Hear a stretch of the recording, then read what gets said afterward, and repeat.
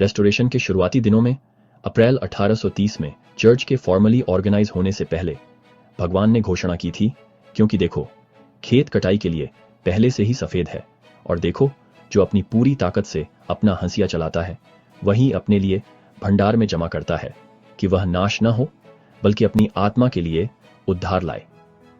DNC 4 versus 4।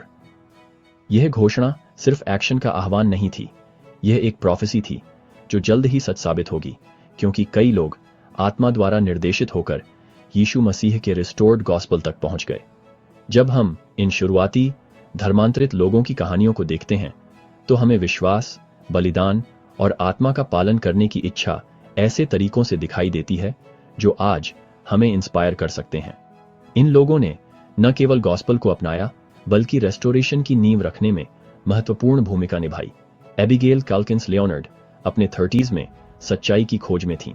वह यह समझना चाहती थी कि उसके पापों की क्षमा के लिए क्या करना होगा।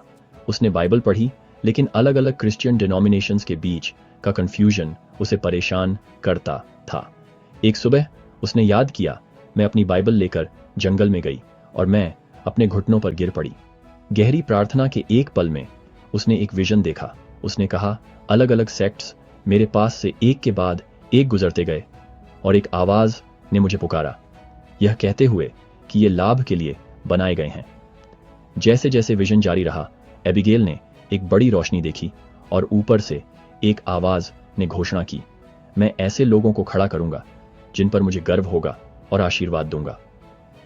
इस अनुभव के कुछ समय बाद एबिगेल ने बुक ऑफ मॉर्मन के बारे में सुना। हालांकि उस समय उसके पास कोई कॉपी नहीं थी, उसने पवित्र आत्मा की शक्ति के माध्यम से सच्चाई जानने की कोशिश की। जब उसने आखिरकार बुक ऑफ मॉर्मन पढ़ी, तो उसे पता चल गया कि यह सच है।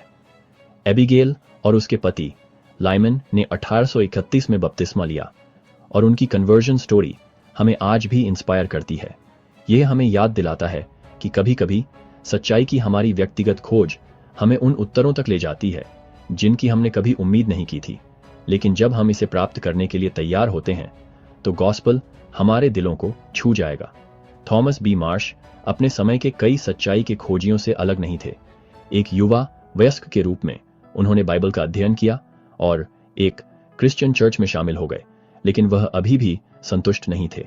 अपने समय के चर्चों को छोड़ने के बाद थॉमस ने कहा, मुझे उम्मीद थी कि एक नया चर्च उठेगा जिसमें सच्चाई अपनी प्यूरिटी में होगी।